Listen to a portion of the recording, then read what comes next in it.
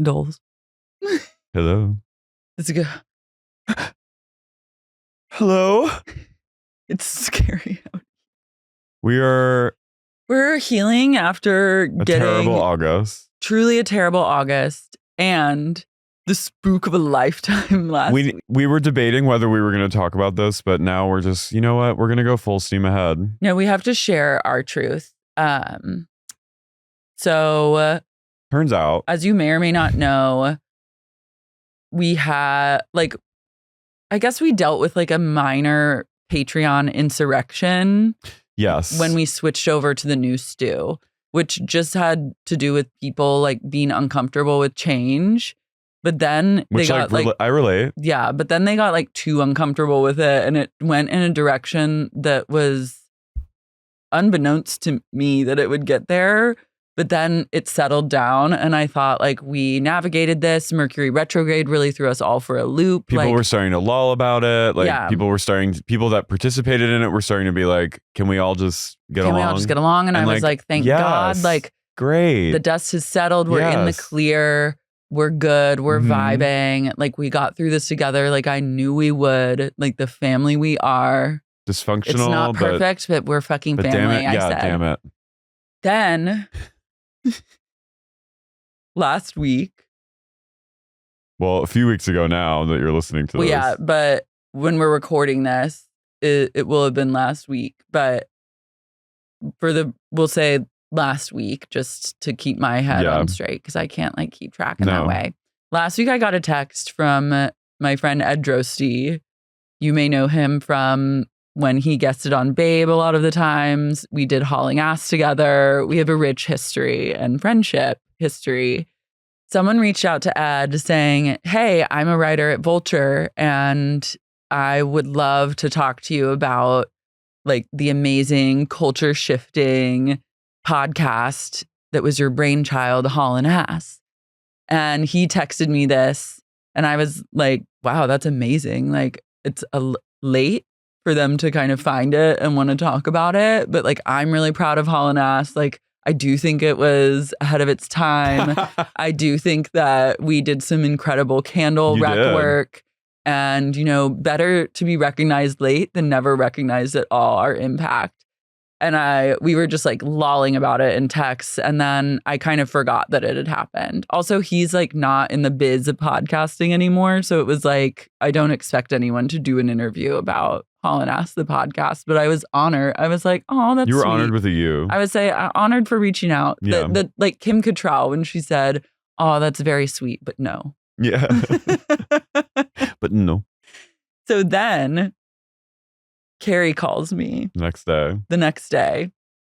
I say, hey, a mutual friend who's one of my best friends called me this morning to say that yesterday he got a text from a reporter at Vulture saying that they wanted to talk about Babe and like great podcasts of this time, and that Babe was one of them, and that they wanted to reflect with on his time on Babe, and was like, cool, like let's go. That's really cool. Like, when can we talk? Tomorrow, blah blah. And this person told me, this person then detoured and said, off the record, can we chat? Can I be real though? Can I be off the real? record? And said, sure, ... And they said, I want to talk about the TikTokification of a once authentic media, the downfall of a certain podcast. Do you know where I'm going with this? And cryptic, I'd say. Asked who gave. Oh, by the way, I totally forgot this part, which is essential. This is a big twist. So the reason this person reached out, when they reached out to Ed initially, they were like, hey, gave me your phone number, which is how I'm getting in contact with you and how I'm reaching out. And outside of like our mutual friend, I have another friend named, like there are many who could have given this number. So it seemed like, this person is like knows someone who knows someone and like is doing a very wants to investigate all the old podcasts that I've done. So yeah, Ryan feels like it's a very like vague gay name. It can be kind of like, oh, it's generic, like, oh, Ryan is for amiable. Yeah, and they had told that this person asked, how did you get my number? And this person said, Simon gave me your number. And there are two Simons that my Simon and then we know also another Simon. Much like there are also many gay Simons. So you wouldn't necessarily question if someone's coming at you with like saying like, you changed the game in the podcast landscape. Let's talk. Let's go. But then changes into cryptic, like, off the I'm record. going to talk to you about the downfall. They said, can we talk really quick? I need to speak with you off the record. They went, hey, love and light to you. They said, oh, I just want to talk to you. Your meteoric rise has been so incredible. And of course, anyone would be like, oh, cool. Like he was all in. Yeah, I would like, let's talk tonight. Let's go. Ed, the reason he texted me and that was laughing about it was that the person texted him like at night and then followed up at 7 a.m. the next day and said, hey there, just following up to see if you got this. And he was like, who follows up at 7 a.m.? What journalist? So I had not thought about this again after getting Ed's text, but when Carey called me, I heard Laura's voice. She went, oh God. Then I remembered, oh my God, Ed just told me 2 days ago that he had gotten this weird text. And this is when you knew it was bullshit because like it felt like at the time they hadn't texted yet. So it's like they're saying gay, you know what I mean? Like it's just like they're triangulating. You're triangulating and they're crossing streams, so to say. And just so obviously I'm shaken. And at the time I was in Palm Springs and I was driving back to come record at the studio. And I called Laura in the desert, just driving on in. And I was a little shaken because it's a little freaky. And I was like, what? I love that. Well, you and Simon had gotten this call from like while you were in Palm Springs and you reverse looked up the phone number that had reached out to both Ed and I reversed. I just, it didn't take that. It wasn't that hard. I just put it in Google and I came to a revelation that this person is someone in the Patreon. A former disgruntled Patreon member. Former patron who was very disgruntled during Bleepgate and, very vocal about it. And this person went rogue and somehow got the numbers of some of our best friends and decided to take it upon themselves to impersonate a fake journalist with a fake name and try to get info, I guess, about you or me, or I don't know. And then possibly say that my husband gave them one of my best friend's phone numbers without telling me, and then assumed that would never get back to me and that Ed would never tell you that someone did this. It was so bizarre. It was so bizarre and truly like I was scared for a minute because I was like, whoa, this feels like it's now moving. Like I thought we'd kind of like settle things. We talked about it. We addressed it on the podcast. I took accountability for anything I did, whatever. Now this felt like a weird escalation into like, this is now getting into. It's crossing a line hugely. But I also was like, what's the end game here? What's the end game? And I don't want to stick around to find out. No. I actually would prefer not to know. No. But the fact that someone took on a new identity, I also am like, how did this person get these people's phone numbers? Well, like, that's what freaks me out. I'm like, how many people did what rats gave him our number? Vulture writer. By the way, this person does not work in media at all. No. Like we traced the call. We traced the call. We did a quick Google, found out their identity. It wasn't that hard, by the way. I mean, they really did not cover their track. I put on track. my like CIA hat and I felt very like this is a case for the FBI. This is a case for the FBI, but it was literally just like it took one step. It was a quick. 1 second reverse. And the reveal was when I found out who it was, I literally was in the car and I went, ah! And then putting the pieces together of like which person it was. But I'm like, how many people did this person reach out to under the identity of Vulture Writer to get these people's personal cell phone numbers? It's a little weird. That freaks me out. Well, I was like, at first I was like, who sold us out? But then I was like, maybe, but if they're using, But if you're names, using a fake name and you're saying like, oh, I just really want to get in touch to talk to so-and-so about this thing. And like People, they're like, using if someone, familiar names to me and you, or like to Ed and, you know, like they're going to be like, if you do that, if you use that kind of like method to get it, you can easily get a phone number. You can grift very, very easily in this day and age. Yeah. People do it all the time. I get a text message. I got a text message the other day that was like, hey, I'm cooking buffalo wings tonight if you want to come over. You know, there's like spam. Yeah. They almost got my ass. I almost like, who is this? Oh, where? Where you at? But so then Carey and I had a pit in my stomach then. Well, because I said, we've gone rogue into a place of like, what are you capable of? That's where I said, if you don't have the internal dialogue to be going like, on weird? that just checks you and says, as you're doing it, being like, is this normal behavior? This is a bridge too far. Like, I should get out of here and not do this. Is this if you don't have abnormal? that going on, yeah. What else? What are you fucking capable of? I was really pissed, and I was never done that. I mean, maybe I take it back. One time in 6th grade, I made it's like AIM a fake AIM name to lightly terrorize someone that was dating a guy that I had a crush on. No, but I was actually in 8th grade. If you're an adult and from what I gather, a seemingly like functional member of society who's like contributing to like American capitalism, like I'm literally like you, and then to masquerade as a journalist, hot on the trail, like that to me is like, whoa. You know, like if I was doing this on the side. Even when I did that in 8th grade, I was aware that it was like incredibly unwell of me to do that. Well, and the person knew immediately. They were like, is this Lara? And I was like, no. And then logged off and never logged back on. I learned my lesson real fast. I know, but it's also like if I were like moonlighting doing this and Simon happened to like stumble upon this, he would be like, I'm a little concerned. It would be a couples therapy. He'd be like, this is a little weird.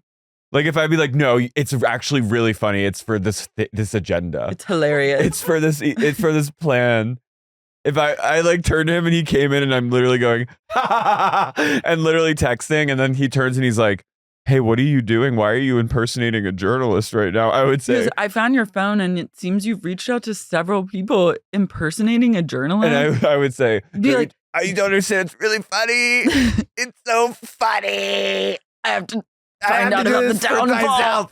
I'd say, this is for a good reason, and you have to let me do it. If I found out my Siggo was doing that, I would also be like, whoa, we have to talk. I have to talk, or I gotta get out, because I'm like, what else is happening? But I don't know what you're if you're doing that kind of shit, I truly don't know what you're capable of.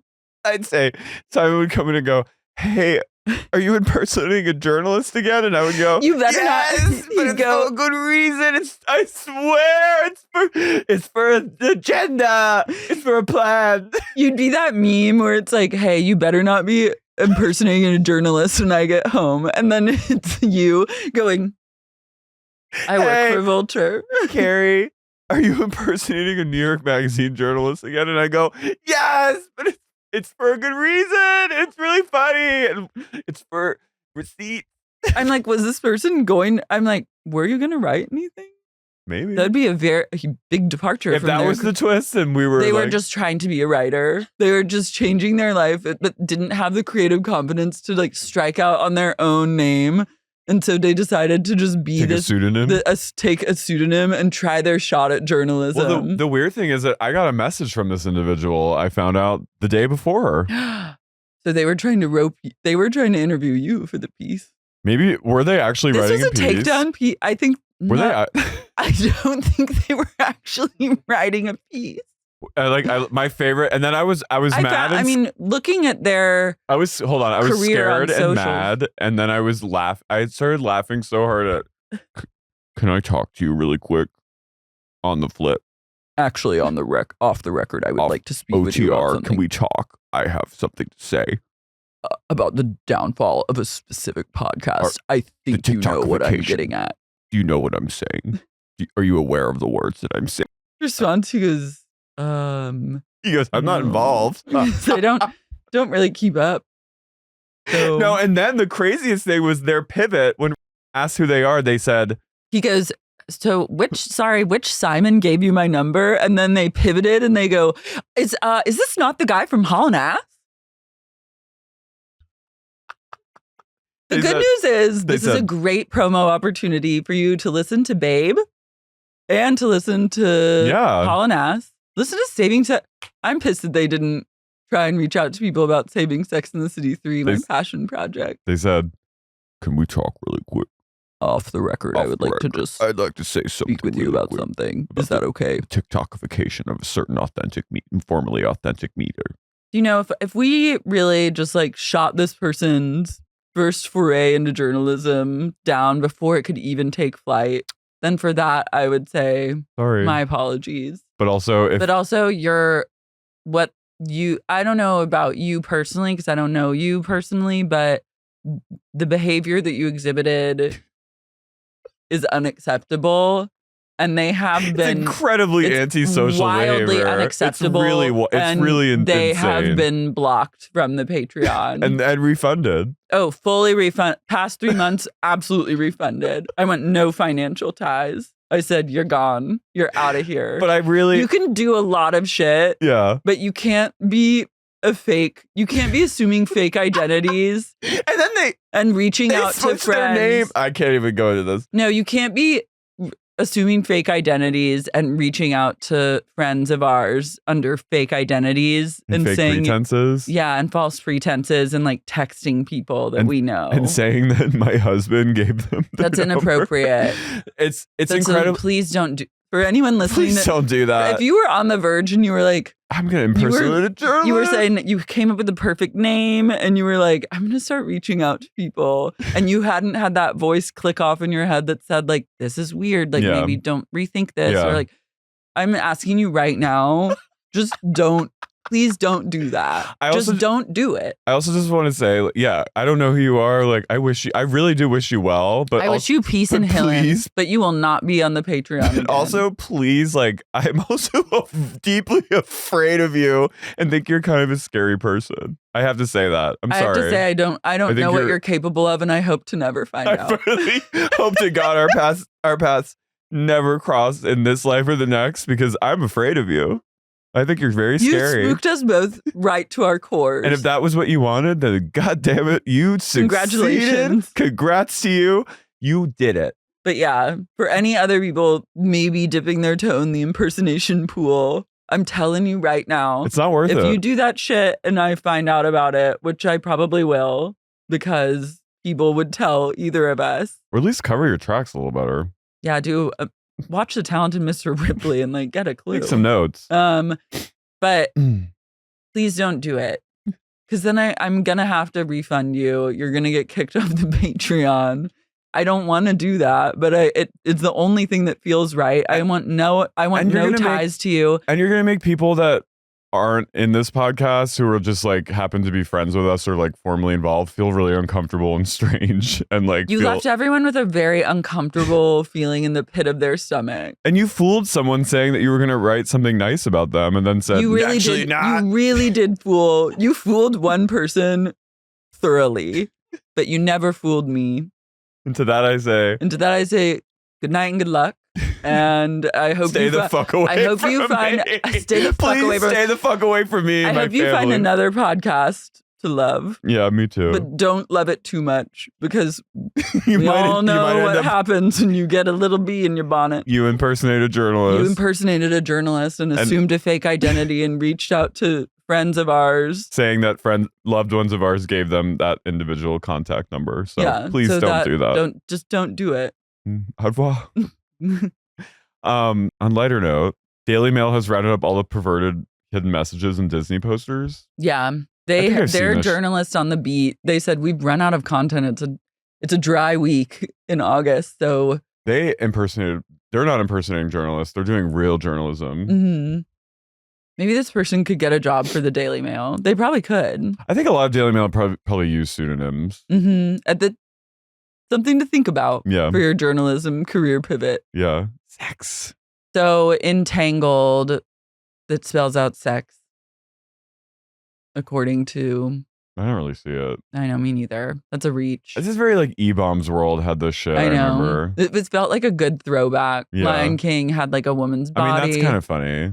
Oh, the Little Mermaid was penis one was real. Up. I feel like that was real. And remember the priest's boner? Yeah. Yeah. I think this is real. Sickos. This was sicko era Disney. This is like groomer era. Yeah.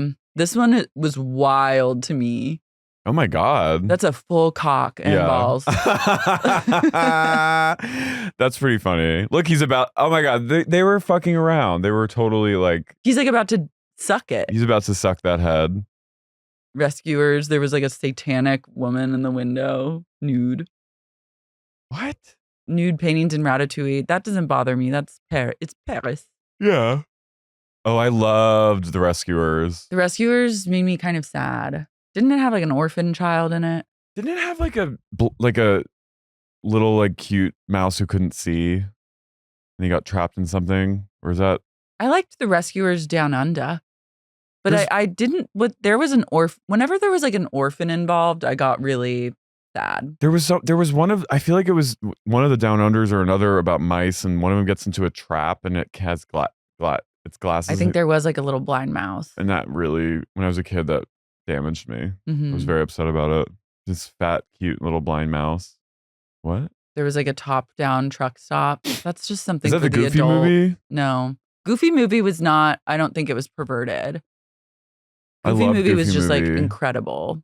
Oh, Tiny Toons Adventures: How I Spent My Summer Vacation was like a peak comedy reference for me as a youth. Roger Rabbit feels like decidedly adult. Yeah. So that's. I wasn't allowed to even see it. I've never seen Roger Rabbit. My mom knew when I saw even just the promos and saw Jessica Rabbit. That was a lesbian awakening for me as like a 5-year-old, and then my mom would not let me with her bazongas, with her big jugs, tiny little waist. Yeah. Anyways, yeah, Disney's perverted. That's all you need to know. We knew that though. Daily Mail on the beat. Laziest story of all time. This is like E-Bombs World 2005. Yeah. But you know what? I like getting a little like. It's good to remember. Yeah, good to reminisce. Where we came from. And then this is topical. Vooki. Okay, Vooki. Had a brush with death. Went on a podcast and talked about how she literally almost died of sepsis. But thanks to her new boyfriend. She's got a new boyfriend? Yeah, she has a boyfriend. I think his name's Michael. Wow. She was misdiagnosed. She was misdiagnosed and treated for a sinus infection before going to Europe. And then I guess she came back from Europe. What is this podcast? My friend, my soulmate, my podcast. Unclear. She got back from Europe. Her boyfriend found her unconscious in a bathtub.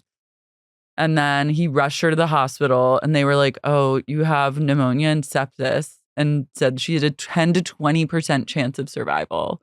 Vooki almost saw the other side. Vooki has seen the other side a lot, I think. I know. But this is like especially liminal. Did I hear that? I said, did I hear this right? That I had a 10 to 20% chance of survival? She reportedly asked her doctor. I think she's still in like recovery from this brush with death. But this is my favorite part. So she said her symptoms took over as she started her day at the hair salon before heading into her office. There seems to be about an hour or two that I was missing, and I don't know where I was. I got to the office. Olivia is Michael's daughter who works with me. Michael's her boyfriend. I had a client coming in and she said I was talking gibberish and I wrote an email out and the email didn't make sense. Oh, that's really scary. I need a movie about Vooki's lost 2 hours. Yeah. Where did she go? She was just driving around like Newport Beach, just like muttering. That's like, those are like those horrible viral local news things where like a reporter has like a stroke on air and like starts speaking in gibberish. Like that. Yeah, they thought she was stroking out. And then she went home and she had taken a bath and then passed out in the bath. And Michael was like, what the fuck? And then took her back to the hospital. So I guess she had gone to the hospital and they were like, you have a sinus infection. Here's some antibiotics. And she took them. And then really she had pneumonia and sepsis. Wow, she's got a real type with her boyfriends. They all look like that. They really do. They all look like this. Do all men just start to look like that? I think so. It's maybe all men in Orange County. He looks like John Jansen even, kind of. Yeah, he's pretty indistinguishable. But Vooki's the star of any relationship, so it's best that she be with just like a Joe Schmo. Well, the last guy was like, he became like a QAnon like candidate for governor. Remember? He was wild. Steve Lodge. He did? Yeah, he went full Q and he like had to pivot into politics. And he ran for governor. Imagine Vooki as the first lady of California. I could imagine it. We should have recalled Gavin Newsom and put Steve Lodge in charge just to have Vooki. Wait, but didn't she recently get into like trouble, as we're seeing here? Wasn't this a recent? Yeah. So I think we talked about this. We did, this. but I wonder if my dark production hat thinks that Vooki, what if she's pivoting? She's saying, don't talk to me about this lawsuit. I have sepsis. And I'm still recovering. She's pretty savvy. She's canny, that one. She was involved heavily with a cancer faker. So now you can't trust any health thing that she has or says. That's the unfortunate thing about when you fake cancer, or if you date a cancer faker and support their cancer lie, your credibility is you don't get to have sepsis and have everyone believe you. What's devastating is that the cameras weren't rolling. I know. We could have had a Vooki sepsis scare on Rhoc, like good old days. Like even in Palm Springs last week. Vooki on a gurney. Vooki on a gurney.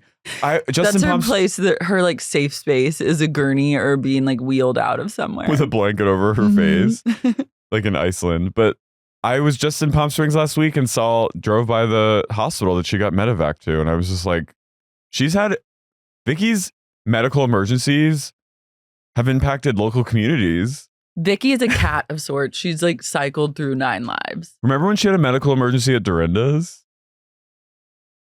And she had to be rushed out to go to the hospital? She's always getting rushed. She's incredible. This one, I'm obsessed. You know she's going to be using it forever too. She's going to be like, oh God, Michael, can you help me over there?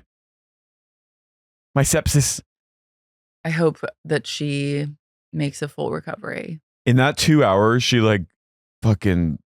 did like crack, like she went full bender. She went to like a flop house day party where they were just like playing heavy metal music, and Vooki just like got ripped on crack and just went for it. What if Vooki, it wasn't really sepsis? Like she just had like tried crack for the first time and then got hooked. And then she just went on a full blown Hunter Biden fucking bender. A 2-hour bender. She's so controlled and she's such a girl boss. Like she knows that Kodo insurance won't run itself and she does have to get back to real life someday. So she said, I'm going to give myself 2 hours to get this crack out of my system. And then she goes on a full blown like drug binge. Yeah. She goes to like, ending in the bathtub a la Whitney Houston. She drives up to like, near Disneyland to some like trap house there and like gets fully addicted to crack for 2 hours and then recovers from it completely. Mm-hmm. And she's back at Koto at 3. She goes to work. She's like, I've got this. And then they're like, nothing you say is making sense. And we're like deeply worried. And she goes, fuck you. I'm taking a bath. And she goes drove home. on the wrong side of the freeway. She terrorized like the greater Orange County area for 2 hours. She drove in 2 hours. She was so, what if, this is all like fantasy, by the way. Vooki, don't you get litigious with us. No, don't do it. Please. This is all fantasy, fanfic. But she drove from Laguna, Newport Beach. She drove all the way up to Ventura in an hour and a half and then back. Just for no reason. For fun. She just floored it. She was high as balls and just needed to live. She drove needed up the to experience the PCH. She went to Ojai. She checked out Ojai. She did it all within under 2 hours. Went to the farmer's market. High on crack. It was amazing. It was amazing. God damn it. I loved it. I missed it. She bought fresh fruit and local honey. She did beekeeping all in 2 hours. And she was back and then and of course she's going to speak gibberish. She almost bent time and space in 2 hours. Anyway, our queen, I hope you recover. I'm glad she survived. And like, I'm with Vicky, I'm like, what will happen next? She literally has had so many life or death experiences that it's like her life is so fragile. Isn't her daughter always sick? Wouldn't you be? Yeah. Oh. Well, let's talk about our girls down south. Mm-hmm.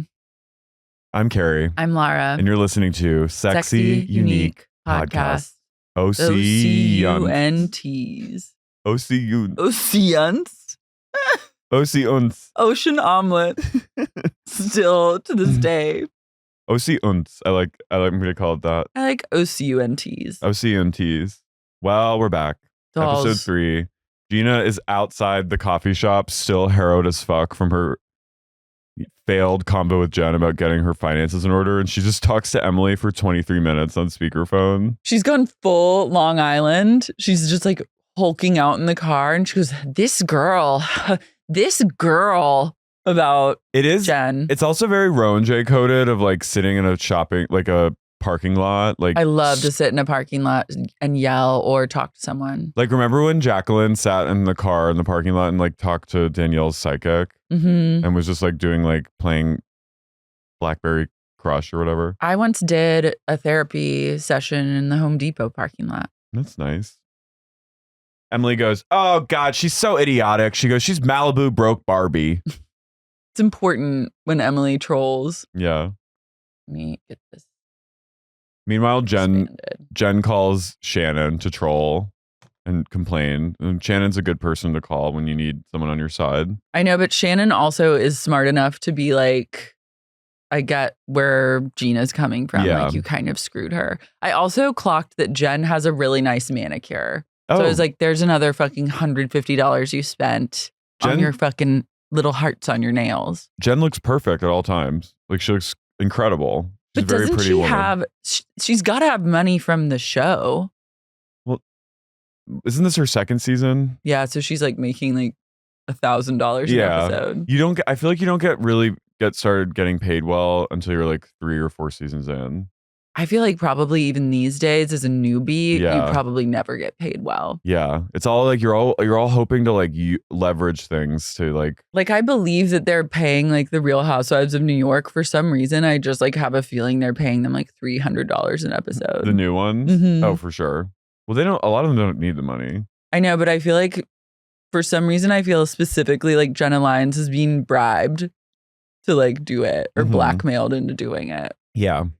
She has like her approach to it is very like, this is a hostage situation. She doesn't want to be, she's not right for the show. I love Jenna so much. I truly like I'm a Jenna fan, but I just don't think it's the right. I didn't even finish last season. No, I didn't either, but I feel like she's awkward on it because she's too big for it. Because someone is standing behind a camera pointing a gun at her. Mm-hmm. Jenn says, as a woman who lived in a casita, I thought she would understand, in reference to Gina. Yeah. And I'm like, that is shitty. Fuck you. And also, you should move into a fucking casita because that's all you can afford. So Gina actually did a financially prudent thing by living in that dark little casita. Didn't Erica Jane move into a casita? Yes. That's what you do when you're on Housewives. When you are in financial dire straits, you change your living situation. You fucking idiot. That's normal and prudent. She says, the only money I have is what Will gives me, her ex-husband. Then get a job, bitch. Well, she has a job. Yeah, but it's not a full-time job. I know, but she needs to get more of those jobs. She could sign up and like review things online for like $20 here and there. Anything would be better than what she's doing. Yeah, go on Craigslist. Also, the weird thing too, someone pointed this out on Patreon, not a journalist impersonator, a normal person, that Jen's ex-husband worked for her family's business. So she really has technically just been on her family's payroll the entire time. So her family's wealthy. I guess so. Wow. She's confounding. She is. I'm also like, pay your rent? Question mark? Shannon, we cut to them I need to just take a stand really quick. What? This whole football thing, I wanted to kill myself. I was so upset that they did this to us. I felt betrayed. And I was not happy. I'm not happy. I don't like when it's a betrayal whenever they do a forced group activity. And when they do quirky edits, no. I want to take out a bat I go and beat the TV with it. I say, what do you take me for? What do you take me for? That's what I have to ask the producers, the editor, like everyone. I go, what do you take me for? Why are you doing this to me? Why are you doing this to me? Do you think that this is what I want? I don't want it. I can guarantee you more people don't want this than want this. Send them to a fucking restaurant, get them drunk, just have them go to lunch and talk. That's all I care about. Do you even know? I am a hag, okay? I am an old bitch. And I've been watching Rhoc since 2006 or whatever the fuck it came out with my mom when I was in high school. We would watch it together on her tiny TV in my parents' bedroom. Do not take me for a fool. I have been in this, and I don't need quirky casino edits. It's insulting. Leave it out. I know editing is a hard job, but fuck. Stop it. Stop it. I am a cynical bitch. Don't do this to me, and especially not about sports. Send them to restaurants or on vacations or put them on a boat. But not flag football. It was the COVID effect. I swear to God. Yeah, it was like, this all started more during COVID where they were like, we don't have things for them to do. And they started doing it in Summer House. And then they were like, well, people Summer like House is very guilty of this. Oh, Summer House made this their like entire personality. Now you like can't swing a dick without hitting a forced activity on that show. They're all, and I'm like, people don't live there. No one does this in real life. You think these women that are like these women who are like 40 to 60 years old want to get together and run around playing flag football? It's actually abusive towards women, and I agree. It cast member rights. Well, also, I was happy that every cast member complained about it. They were rebelling. Also, like they included. Did you notice this? There were several randos in the mix of flag football that never got explained.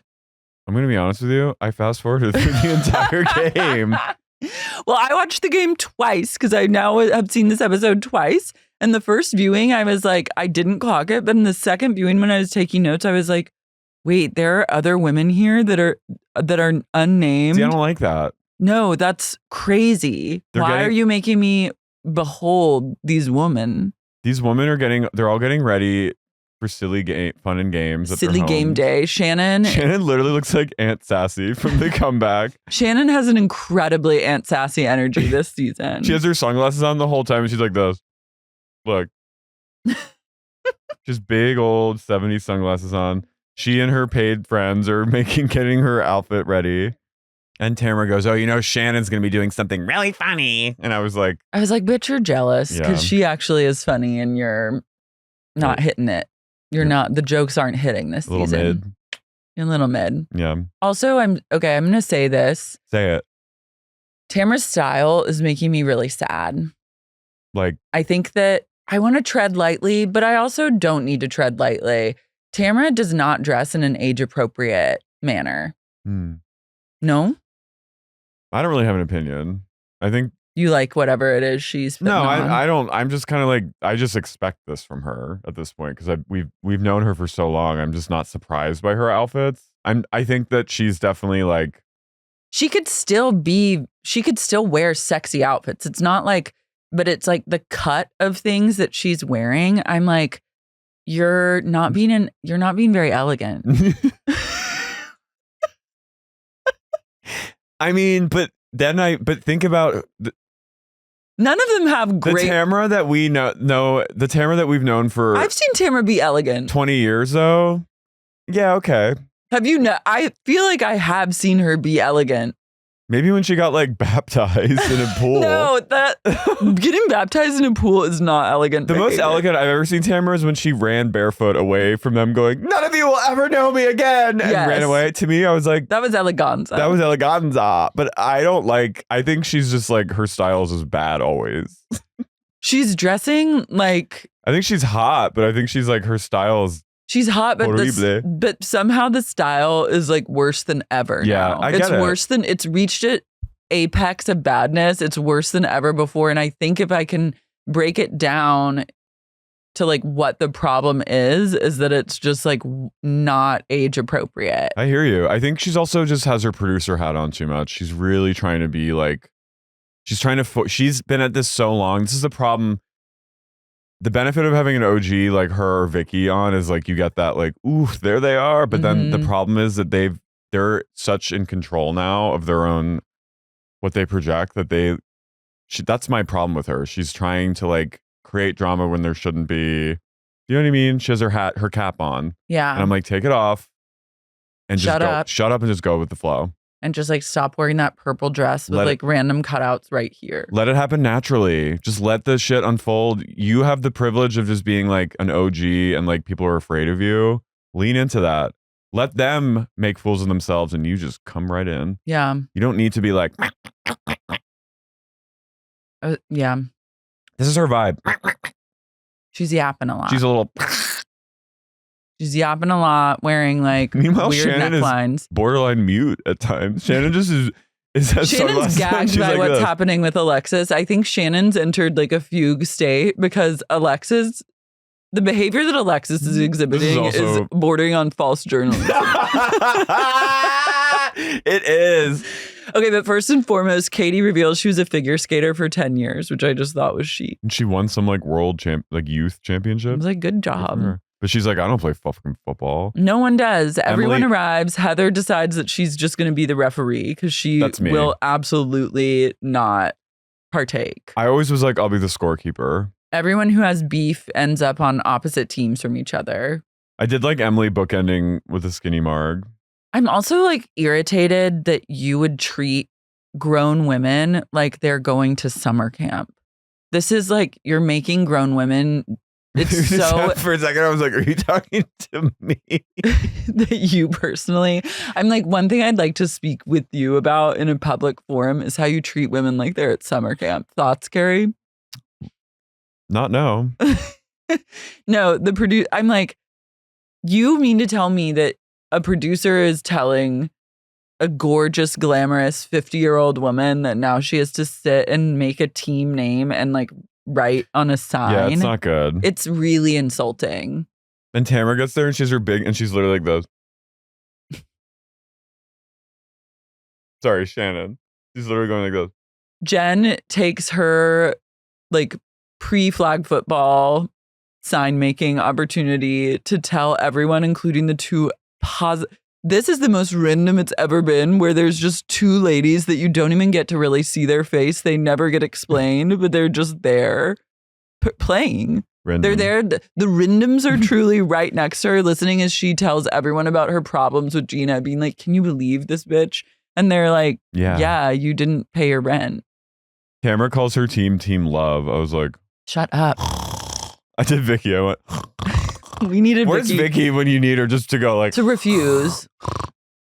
Heather asks if also at one point after they get through the game. No, well, girl, just because you fast forwarded doesn't mean I have to. Okay. Because I watched it twice. So I need to stand in my truth and share. So Alexis and John, it's revealed, are having sex 4 times a day. And not only that, but they're going to Shannon's gym, working out with her trainer. It's the gym that Shannon and John went to. And now Shannon goes there alone and works out with the trainer. And now John is bringing Alexis to that gym and also working out with the trainer. And Alexis is now calling it my gym. She's posting like thirst trap photos of herself working out. She's fully like, it's pretty wild behavior. It's crazy. I would say if I was Alexis and I was dating Johnny and we were going to get together and he was like, I really want to go to the gym, I would be like, can we just find like a new gym? I wouldn't want a guy to take me to all the places that he took his ex. I would say, let's make our own beautiful relationship memories. Or if he's like, I really like this trainer, can he come to our house and like work out with us in the backyard? Yeah.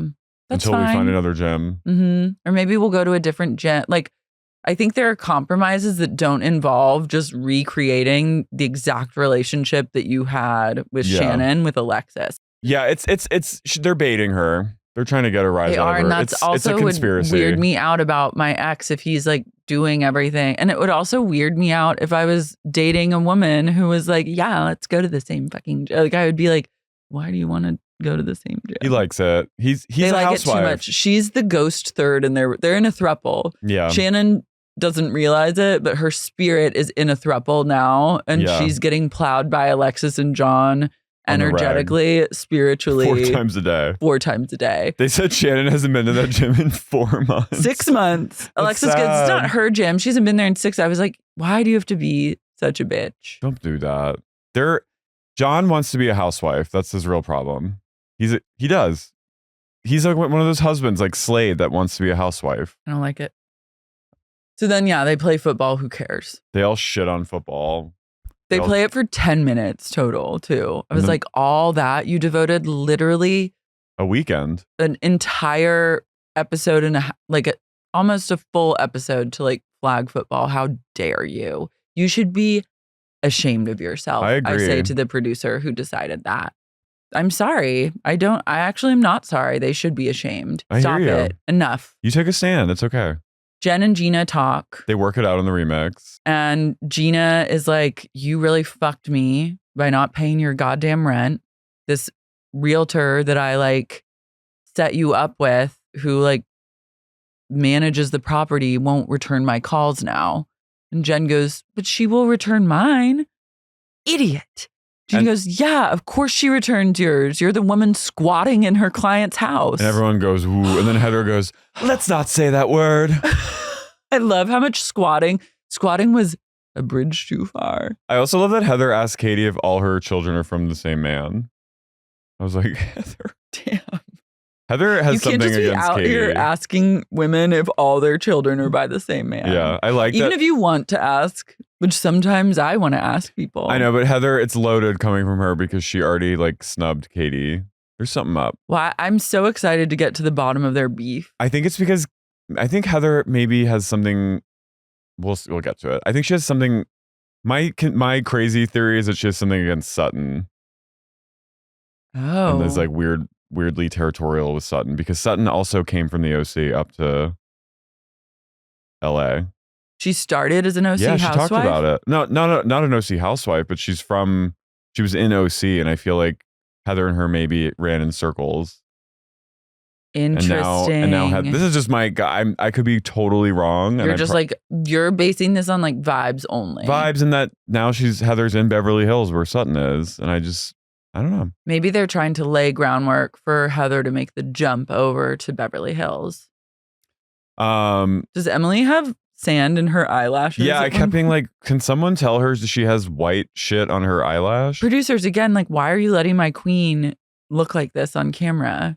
Tamara coughs up her food when Gina says Jenn is squatting in the house. And I was like, again, Tamara, you're doing too much. She's doing like sitcom acting. She is. You hear like, ooh. Emily has no sympathy for Jenn. And Jenn reveals that she's never had a credit card in her name.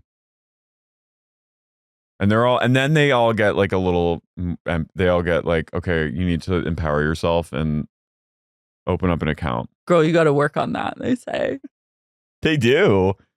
She needs a lot. I mean, I don't know if a person in her situation currently needs to be opening up credit cards for the first time. I think you could wait to just like get money and like have a debit account and a debit card and a bank account and a savings account. And then once you're in better financial... Then open a card. Then you can have a credit card. But these women are maybe not the best. They're like, just get a credit card, girl. I like when after Gina and Jenn kind of make like a tepid truce, Gina's just like mentioning moving out of the house with Travis as if everyone knows. And Jenn goes, she goes, you're moving out? And I love that she's feigning shock. I'm like, to be like friendly. Yeah. No, I didn't know that. Like, you don't know me. We don't talk because you don't pay your bills. And then I get to know about it from like someone else. You squat ass. Heather says she's really impressed with Gina for making this decision with Travis. Heather wants Gina to dump Travis. Yeah, but I think Tamara doesn't buy that Gina and Travis aren't just doing this because Gina wants to break up with him, which I'm like, that's the Tamara I love. Yeah. Who just like always Call like I see it. calls it like it see it, and she always can nail that, like, the thing that no one wants to say. But that's the truth. Like, it why is the else would truth. you? Obsessed with Emily and Shannon heading to the boudoir shoot. Well, Emily goes, like, they all hand out, Emily hands out like awards for people for the flag football. And they're like, Heather, you get this award. And they were like, Jen, you get like the I Tried award. No, they give her, I think they give her the least valuable player award. And she goes, I'm bad at life. And then Emily in her one-on-one goes, you tried to play, you tried to pay rent, you tried to drive a Range Rover and it didn't work out, but you tried. I like that. Drag her. Yeah. You're 40. When you're 46, you need tough love. Yeah. You actually don't even need love. You just need tough. Yeah. It's not, there's no excuse. Oh, the producers made up for the flag football by giving me a big sexy shoot. Wait. With my queen, Emily. So Shannon goes to offer moral support to Emily, not that she even needs it, to go for a boudoir shoot for her and Shane's anniversary. They have their 15-year anniversary coming up. Emily and Shannon walk into this boudoir area. I think this is like, they've made a business in OC, because I think a lot of OC this is housewives like glamour shots. do boudoir photo but shoots now, from their men. Everyone does boudoir. And they come in, look with leather-studded jackets, and they look like Gaga Born This Way, Heavy Metal Lover. Mm-hmm. I was like, oh. I'm obsessed with women doing boudoir shoots. It's Emily such a funny premise. Her body is incredible. She's stunning. Her ass was like, I like her at any size, but I like her best with her clothes off. This boudoir shoot, I was very happy. Shannon has like the Ariana like play bunny, leather bunny mask on at one point. Mm-hmm. And Shannon's like, I'm really happy for Emily and like glad that she's feeling confident. Like, I know what it's like to really struggle. And then they flash back to the worst scenes in Orange County history. What? Where Shannon was post-divorce from David and she gained that weight and they made her go to like a trainer and he was like, okay, take your shirt off because I'm going to take a before picture. And she was so depressed and she goes, you better back up because it's going to be awful. And I was like, the fact that you filmed this and put this on TV is like, you owe this woman $5 million a year for life. She was struggling. Shannon I know, but I appreciated her like letting it. She just put it all out there. She did put it all out there, and she didn't look that bad. It's not where she wanted to be, and I get that. But like she was in a really bad place, self-esteem wise. We'll say she's just been the fuck through it. She's been through it, and she like, fucking did it. That was just such a raw. It was raw.com. It was raw as hell. It was fucking bareback. That's what that was. She barebacked her own vulnerability. But I mean, I was like, honestly, she was a hero for that for me. Yeah.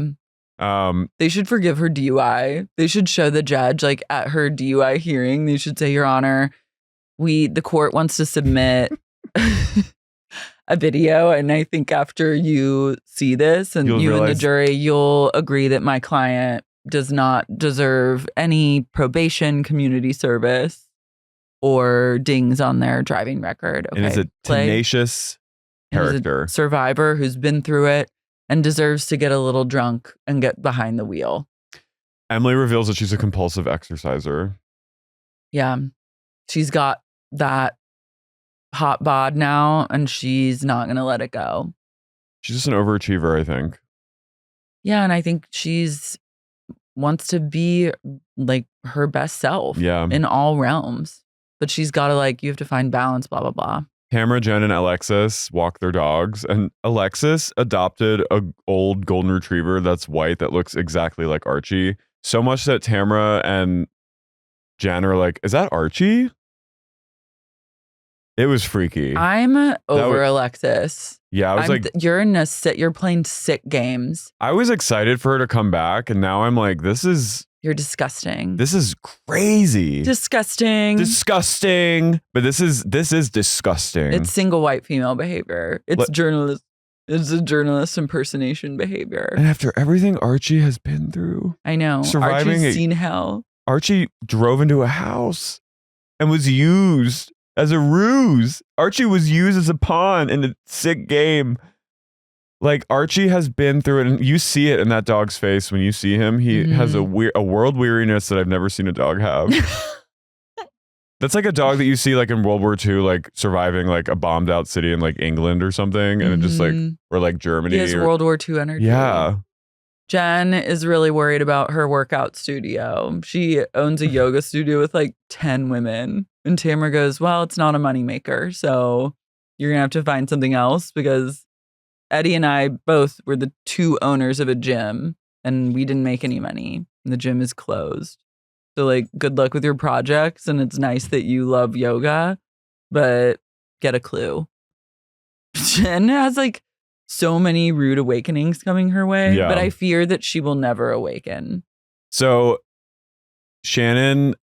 Alexis is fed up with Shannon right now, because when they were at the gym, she and John were at the gym, the trainer Alex, that is both John, Alexis's trainer, and Shannon's trainer, said basically, I don't want drama at this gym, and like I'm straddling like a really difficult situation, and like I need there to be like peace between you guys, because I don't want to have to pick sides. And Alexis apparently said, I'm a good Christian girl. Like, what do you think I am? And he said, well, you have sex 4 times a day. That's not really Christian of you to be talking about that. And Alexis was like, no one would have known unless Shannon told him. And then John blew up at the gym owner. He said, Shannon's behind this! And vowed never to come back. So Shannon's master plan worked. And Alexis was like, we don't need this shithole. Also, Shannon's the rich one. So yeah, your loyalty as the gym owner is to Shannon. Totally. But I love imagining like John having a flip out in a gym, being like, this place will never get my money. Yeah, you're like, good riddance. Bye. Toodaloo. Alexis, so now has gone to the same gym. John is taking her to the same hotel for her birthday that he took Shannon to. They have the dog. He takes her on the boat. They're living the exact same life he lived with Shannon, but with this other woman. She said John is love bombing Alexis the same way he love bombed me, with like gifts and public declarations. And I mean, he's a type. He's got a pattern. Dirty Johnny. He is. Alexis goes, Shannon owes me. She needs to redeem my man's name. She's in a place of my man. Like, she's always when she was on it last time when she was married to Jim, she always said like, my man is my king, like my king. She would always call him like my king.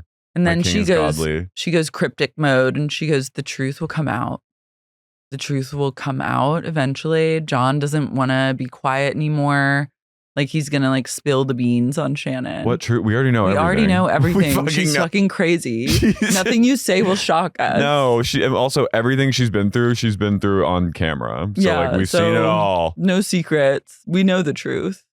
So then Katie meets Gina for lunch, and they get surprise guest. Sutton comes down with her Frenchie. Wait, have the Frenchie not on a leash? Power. That's true power. Junebug Carter Cash. Yeah. To just open the door of your Escalade and your Frenchie gets out and it just goes.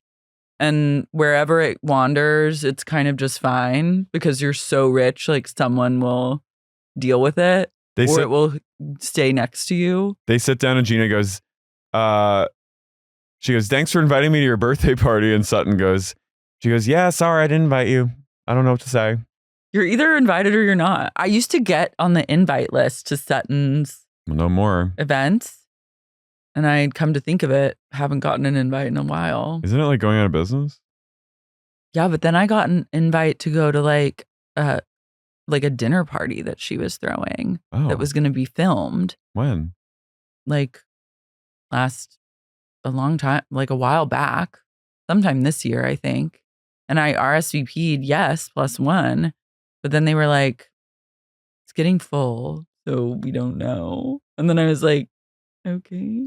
And then I think I haven't gotten an invite sent. That's so LA. They wised up. They wised up. They did. They must have wised up. Knowing Sutton, she had like people do background checks. You know what? It's fine. It's for the best. So Sutton, we get some great. This is like great connections. So Gina's ex-husband Matt worked for the hedge fund that Sutton's ex-husband was the president. The president of. So, and she goes, Sutton did a little better in the divorce than I did. Sutton's living my divorce fantasy, which is $300K a month alimony. That's when you have a $300K a month from your ex-husband, your French bulldog can go off leash.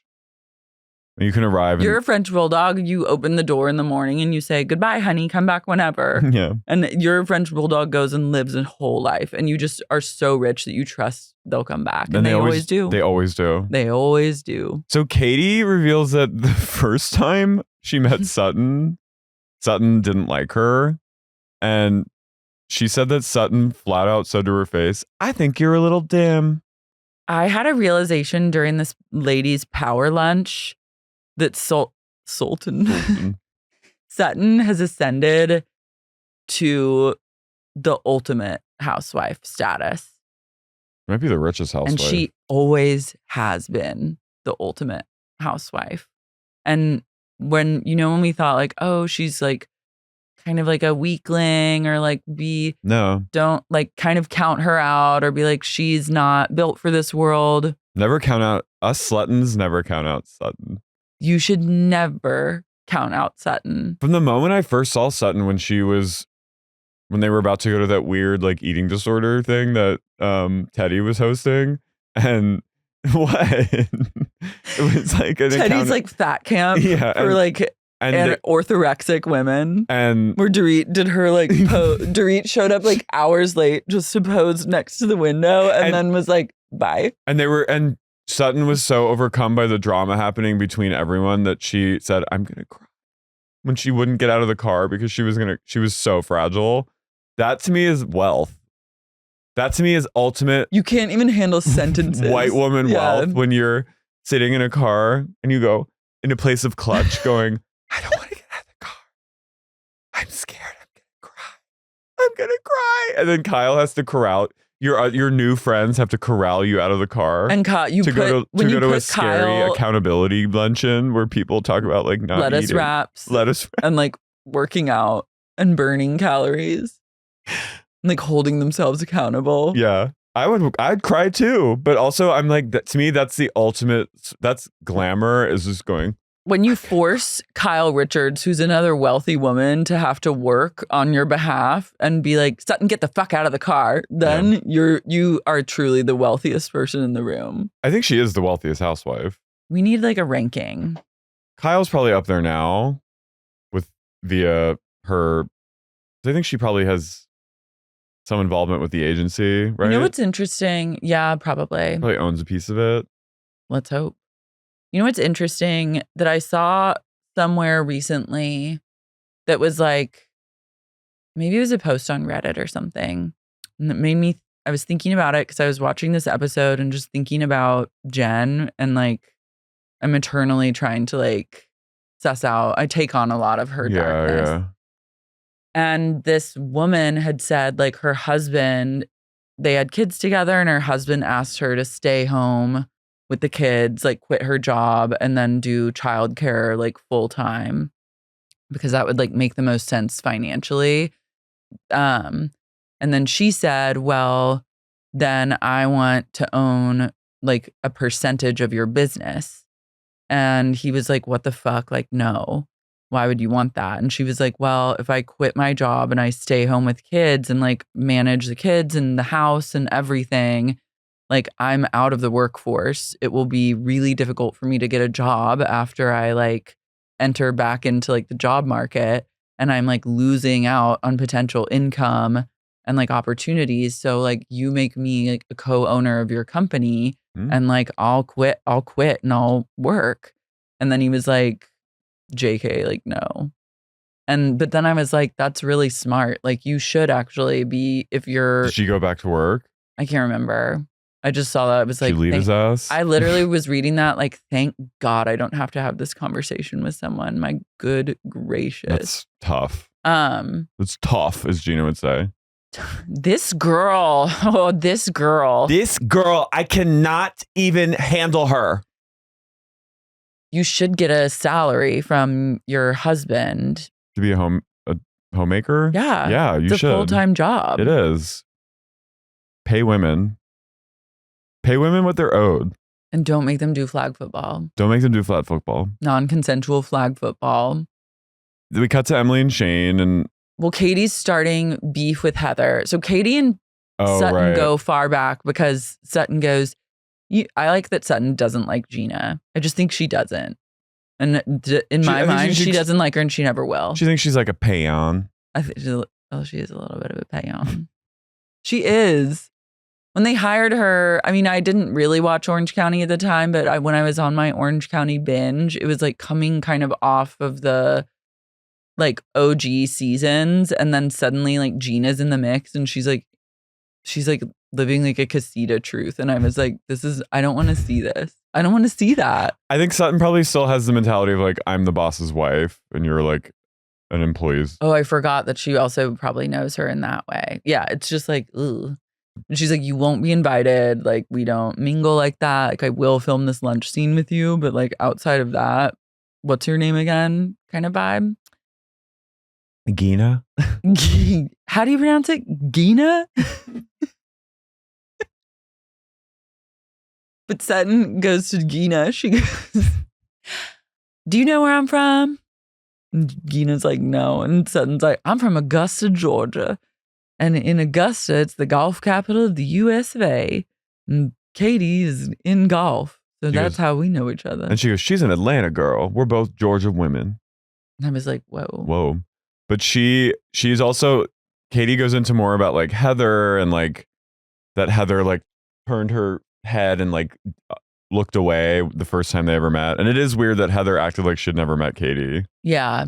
It's strange. And then she says that at Heather's birthday, Heather took a photo and it was posted on Instagram and then Katie liked it and then Heather tagged her in the photo. It's so weird. Which I think was probably just like her social media person accidentally. Yeah. Like, but she was like, that was weird. She was like, she went to a place of clutch a bit where she went to a place of, is this person impersonating a journalist and reaching out to my friends under a false identity. But I have to say, I would probably go to a place of, is this person like, it makes you question things. If a random tag is weird. Yeah. So Sutton says, I wouldn't go up against Heather. She goes, I'd sit right under this table and hide. She goes, my God, if a pig walks into my kitchen, I'm going to make bacon. You going to get ate. And I was like, I don't know what that means exactly. We're both Georgia women.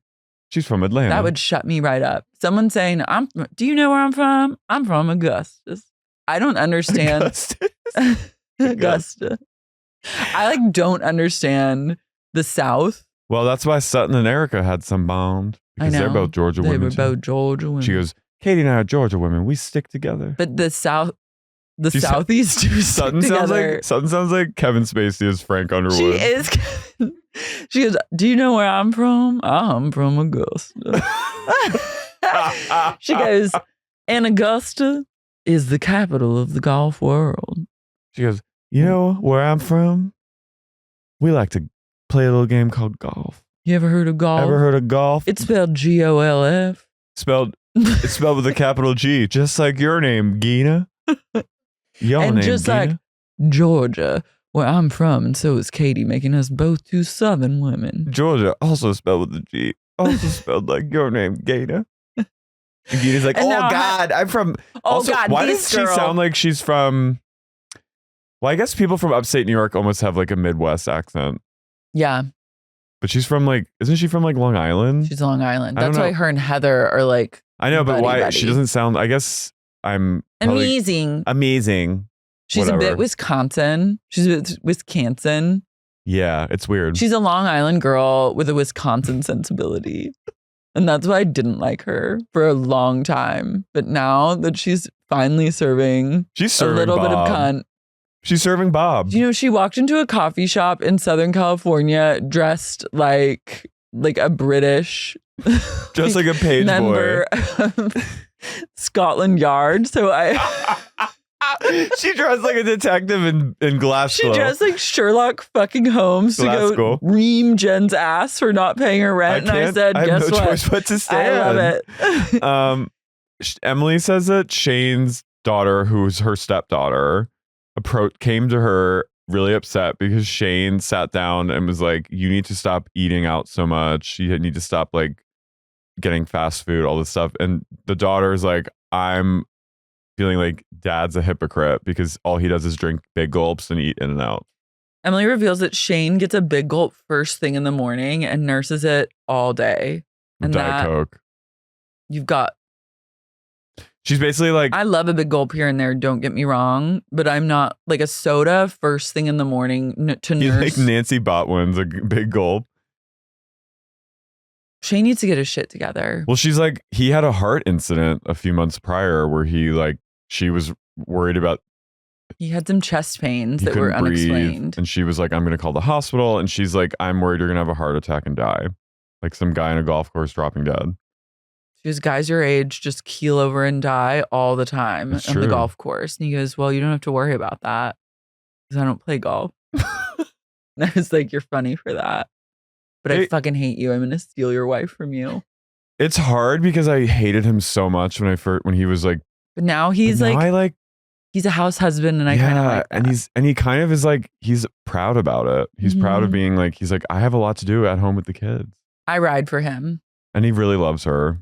He does. And he's like she probably pays him a salary. I hated his ass so much because but I think he was just like going through some masculinity hangups that he had to get right with himself. Sorry. I do like that his mom is wealthy. He can be a housewife because his mom's wealthy. Find yourself a man who has with a wealthy mom who can be a housewife. Gina and Travis wrote, Emily, leave Shane for me, please. You would be a good couple. We could just be friends at first and see where it goes.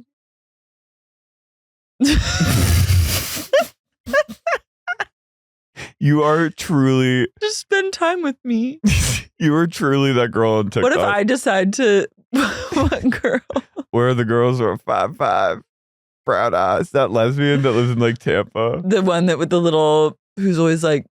Singing fast car? No, it's this other one that kind of looks like her, but I've sent you her TikTok. She's like always in like her pool in Tampa. And she's like, where are the girls that stay up late scrolling on TikTok? It's me. Brown eyes. I go, where are the girls? Where are the good bodacious bodied girls in Orange County that do boudoir shoots for their husbands, have house husbands at home? Where are those girls at? And are lawyers. Yeah. Gina and Travis are packing up Travis to move out, and Gina's mustering up I'm sorry, this Gina is a was performance. back to really annoying me and I remembered why I didn't like her, but because she was acting annoying in the scene. No, but she was truly, this was a performance. She was pretending like she was upset that Travis is leaving. I'm sorry, I think she just wants out of this relationship.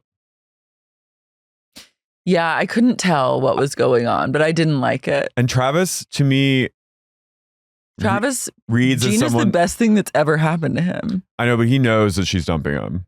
Yeah. But she's like, I'm just seeing you now. It's so upsetting to see you pack because it's going to be weird. Like tomorrow, you're not going to be here. You know, like later tonight, you're not going to be here. And he's like, oh, I'm not leaving till tomorrow. And she's like, oh, I mean, yeah, tomorrow, or you could leave tonight. It's just, it's not like you don't have to do anything you don't want to do, but like you could totally leave tonight too. I love telling your husband he's got to, or your long-term boyfriend, like you've got to get the fuck out, like move out, bitch. But then when they're finally packing up and the day has come, you walk in like kind of like you go, I'm really second guessing this. Seeing you pack up is making me really upset. How are you feeling about everything? He's like, I'm not well, bitch. He's like, I'm sad. And he's like a man who can't like process his emotions. So he's like, I don't know. I'm just packing. Just putting things in a box. My socks in?